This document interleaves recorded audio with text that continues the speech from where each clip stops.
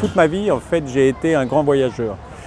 Et quand j'étais, disons, mon premier grand voyage, même d'ailleurs, c'était pour aller c'était dans les années, fin des années 70, c'était pour aller à Katmandou, pour aller dans la vallée de Katmandou, et qui était, enfin, à l'époque, c'était un vrai paradis. Mais c'était incroyable comme cet endroit pouvait être tranquille, beau, et aujourd'hui, on nous parle de permaculture, des choses qu'on essaie de revenir, mais là-bas, tout était naturel de cette façon, des rizières partout, des petits temples dorés dans les montagnes.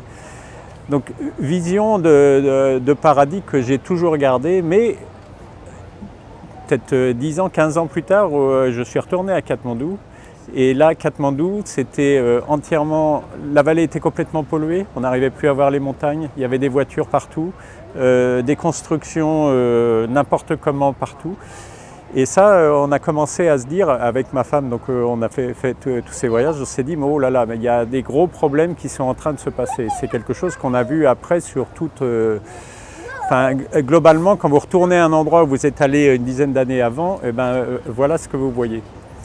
Et donc on a décidé, donc, après Apple, et, bon, où ça nous avait donné des moyens financiers assez importants et qui dépassaient très largement l'usage qu'on peut en faire, d'utiliser en fait cet argent pour essayer de voir est-ce qu'on peut faire quelque chose pour essayer d'aider à sauvegarder la fragile beauté du monde.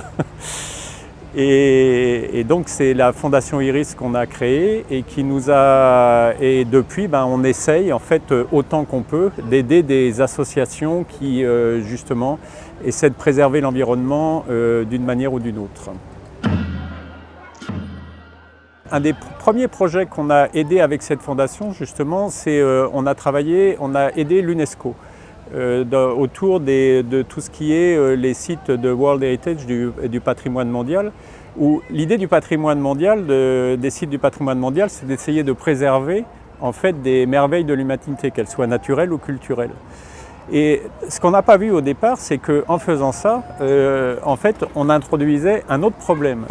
C'est que tous ces endroits sont devenus les endroits les plus touristiques du monde et ça a amené en fait du tourisme débridé et bon, il n'y a qu'à voir ce qui se passe aujourd'hui au Mont-Saint-Michel ou à Venise, mais c'est comme ça partout dans le monde. Et aujourd'hui, tous les États en fait essaient de devenir site du patrimoine mondial pour attirer en fait cette manne touristique.